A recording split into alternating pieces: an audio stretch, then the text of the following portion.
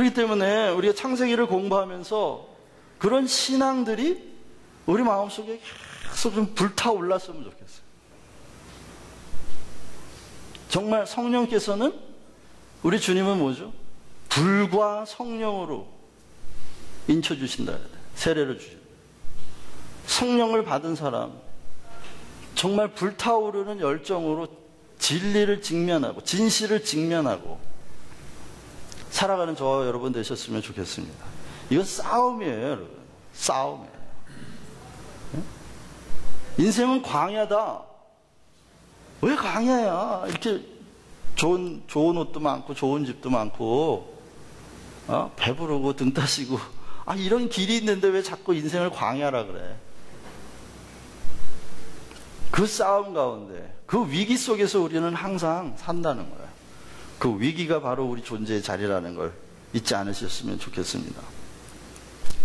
그래서요, 6절부터 보면 하나님이 궁창을 만드시잖아요. 궁창을 만드시는데 고대인들은 이 궁창, 하늘을 커다란 종이라고 생각했어요.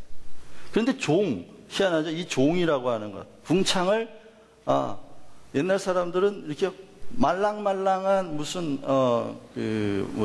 종이나 이런 부서져 버릴, 금방 사라져 버릴 이런 걸로 생각한 게 아니고 우주, 하늘이라고 하는 걸 커다란 종, 든든한 종이라고 생각을 하고, 그래서 혼돈의 바다 사이로 든든한 종, 버팀목과 같은 든든한 종이라고 하는 이 궁창이 들어옴으로써 하나님께서 그 혼란스러운 인생을 이렇게 든든한 궁창을 그에 덮어주시면서 인생을 보호하시고 만물의 질서를 가져오셨다라고 고백하고 있는 겁니다. 그 혼돈의 세력은 하나님의 감시의 대상이 되고, 혼돈이 일어나면 주님이 치신다. 그게 시편 89편에 이런 말씀이 있어요. 주께서 바다의 파도를 다스리시며 그 파도가 일어날 때에 잔잔하게 하시나이다. 주께서 라합을 죽인다는 것 같이 깨뜨리시고 주의 원수를 주의 능력의 발로 흩으셨나이다.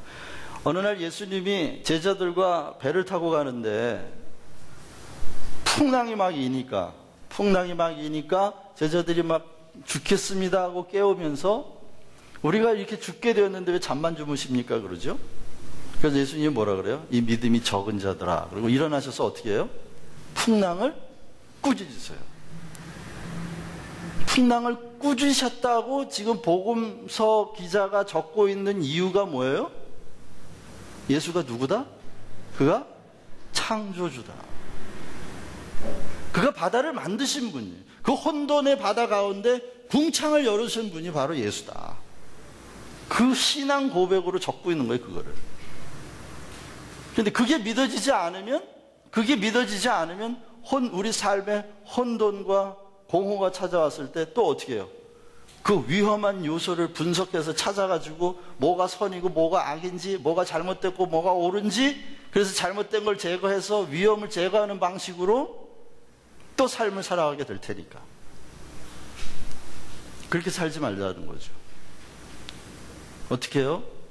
그런 혼돈이 찾아올 때마다, 풍랑 같은 혼돈의 바다가 우리 삶에 밀려올 때 우린 또 다시 누굴 본다?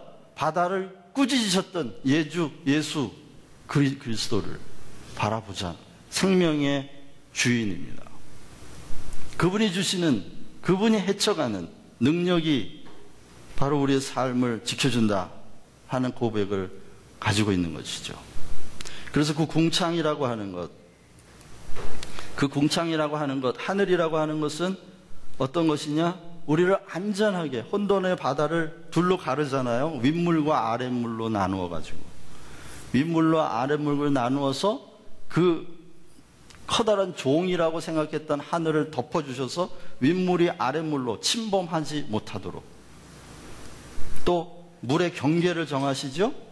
경계를 정하셔서 육지와 바다를 쫙 가르시죠. 갈라가지고 물이 육지를 덮지 못하도록. 여호와의 말씀이니라 너희가 나를 두려워하지 아니하느냐, 내 앞에서 떨지 아니하겠느냐. 내가 모래를 두어 바다의 한계를 삼되 그것으로 영원한 한계를 삼고 지나치게 못하게 하였으므로 파도가 거세게 이나 그것을 이기지 못하며 뛰노나 그것을 넘지 못하느니라.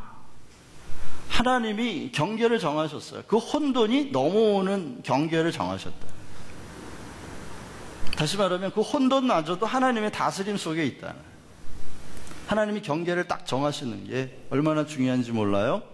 여러분, 근데 이 심리 상담을 하다 보면 많은 사람들이 어떤 문제를 가지고 있냐면 이 경계선을 치지 못하는 것 때문에 일어나는 수많은 문제들을 가지고 있는 걸 알게 됩니다.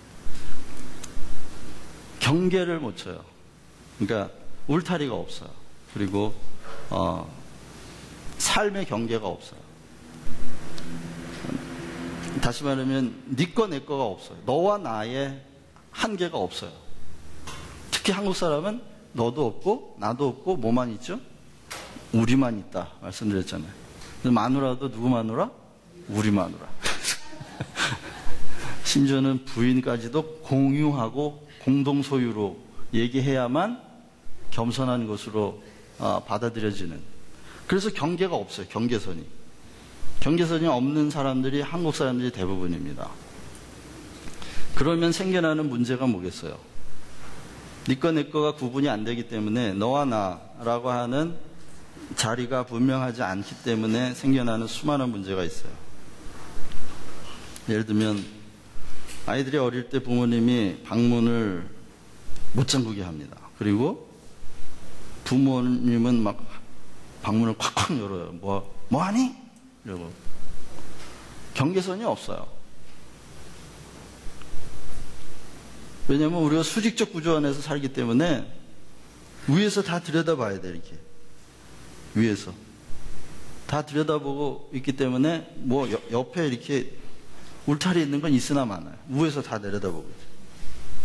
아버지가 다 보여야 돼요. 닫아놓으면 안 돼. 그게 권위를 존중하는 방식이에요. 그렇기 때문에 우리 마음의 경계선을 치지를 못해요.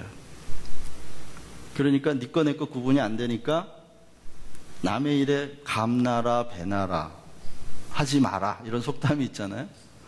그런 속담이 있을 만큼 우리는 남의 일에 감나라 배나라 하고 싶어하는 민족이에요. 왜? 경계선이 없어요. 이게 내 집안 일인지 남의 집안 일인지 구분이 안 돼요. 그리고 좀 이렇게 경계를 좀 하려고 그러면 경계선을 치려고 그러면 뭐라 그래요? 깍쟁이. 아유 깍쟁이 같아가지고 자기 거밖에 모른다 그래요. 자기 거밖에 모른다. 근데 이게 실제로 주고받는 물건 사이만이 아니고요. 관계 면에서도 이게 없어요. 경계선이 없어요. 경계선이 없으니까 막 남의 집 일을 가가지고 관계 문제를 가가지고 이렇게 해라 저렇게 해라 막 얘기하면 이게 조언이 되는 게 아니고 그 사람을 돕는 일이 아니라 막 사람이 사공이 몇 명이 와가지고 이렇게 해라 저렇게 해라 본인은 정말 죽어나는 거죠. 아무 도움이 안 됩니다. 그러니 창세기를 공부한 우리 그리스도인들께서는 앞으로 경계치는 일을 잘 하시기를 바랍니다. 예를 들면 바람 피우는 거. 그 경계선을 못 꿔서 그래요. 이게 내 집 여자인지 남의 집 여자인지 구분이 안 가요. 우리 마누라니까 괜찮겠지. 그러니까 그런 것에서부터 하나부터 열까지 내가 없으면 너도 없어요. 너도 없고 나도 없으면 우리도 없는 거예요, 사실은. 그래서 이렇게 삶의 혼돈이 왔을 때는 주님이 하신 것처럼 어떻게 해요? 일단 꾸짖고 경계선을 딱 쳐야 돼요. 넘어오지 못하도록. 어딘가 경계가 무너졌기 때문에 밀려 들어온 게 혼돈이라고 생각하시면 돼요. 내가 어디서 경계선이 무너졌나? 어디서 내가 이걸 열어놓게 됐는지, 아니면 내가 다른 사람의 경계를 내가 침범했나.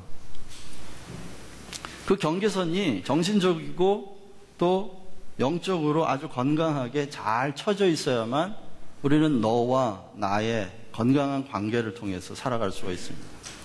부모님은 자식들이 그 경계를 잘 칠 수 있도록 가르쳐 주셔야 돼요. 특히 딸을 기르는 분들은 여자와 접시는 내돌리면 안 된다. 그러고 집안에만 가둬두는 분들이 있어요. 집안에 가둬두면 걔가 경계선을 치는 걸 언제 배워요? 그런 방식으로밖에 못 배우죠.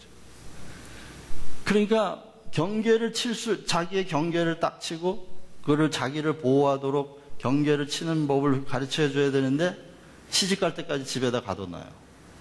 그럼 본인은 경계를 칠 수 있는 법을 하나도 배우질 못한 거야. 결혼해서 힘들면 바람 펴요. 너무 어떻게 그렇게 순진한 여자가, 그렇게 착한 여자가. 그 착하다고 해서 그런 게 안 되는 게 아니라 자기를 알아주고 자기 감정을 알아주고 그 감정적인 어태치가 되면 그 사람 따라갈 수밖에 없는 거예요. 경계선을 치는 법을 못 가르쳐 줬거든요.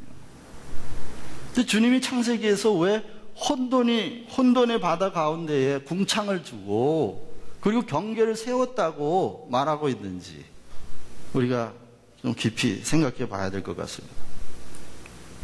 주께서 꾸짖으시니 물은 도망가며 주의 우레소리로 말미암아 빨리 가며 주께서 그들을 위하여 정하신 주신 곳을 올라갔고 산은 오르고 골짜기는 내려갔나이다. 주께서 물의 경계를 정하며 넘치지 못하게 하시며 다시 돌아와 땅을 덮지 못하게 하셨나이다. 네, 이것도 마찬가지죠. 그러면 보세요. 혼돈과 어두움에 대하여 주님이 하신 방식은 그 권위로 명하셨습니다. 그래서 하나님이 예수 그리스도를 믿는 자들에게 뭘 주셨다? 요한복음 1장 12절 다 같이 시작. 영접하는 자 곧 그 이름을 믿는 자들에게는 하나님의 자녀가 되는 권세를 주셨으니. 그러면 아들이 되는 권세를 주셨다면 아들의 권세를 주신 거죠. 예수님이 바다를 향하여 꾸짖었던 그 혼돈의 세력에 대하여 꾸짖었던 그 권세, 조금도 모자라지 않는 그 똑같은 권세를 누구에게 주셨다? 믿는 자들에게 주셨다. 근데 그 권위가 뭔지 개념이 없기 때문에 권위를 가지고도 사용을 안 해요. 혼돈이 오면 아이고 큰일 났네 하고 어떻게 위험한 요소를 제거하는데 계속 급해가지고 혼란이 오고 풍랑이 오면 어떻게 돼요? 제일 먼저 내가 누군가를 생각해야 돼. 내가 지난번에도 한번 강의를 드렸는데, 자, 권위예요. 권위. 이게 어디서 나온다고요? 권세에서는 뭐가 나와? 힘이 나와요. 파워가. 그러니까 꾸짖으니까 바다의 그 엄청난 에너지, 풍랑의 에너지가 잠잠해지죠? 엄청난 힘이 나오는 거예요. 그런데 이 권세는 어디서 와요? 권세는 어디서 와요? 기억 안 나세요? 배웠는데 한번. 그러니까 제가 그랬죠. 성경 공부는 무슨 공부다? 개념 공부라고요. 성경 공부 한번 따라 하시죠. 성경 공부는 개념 공부다. 개념이 이해가 안 되면 성경을 볼 때 까막눈이에요. 안 보여 아무것도. 그러나 성경이 우리에게 전달해주는 개념이 뚫리면 성경이 막 풀어지고 해석이 되고 깨달아지고 알아지고 저절로 우리의 생각과 사상이 바뀌고 적용 저절로 생기는 거예요. 그래서 예수님이 열매는 어떻게 맺는다? 저절로 맺는다. 저절로. 개념이 깨달아지셔야 돼요.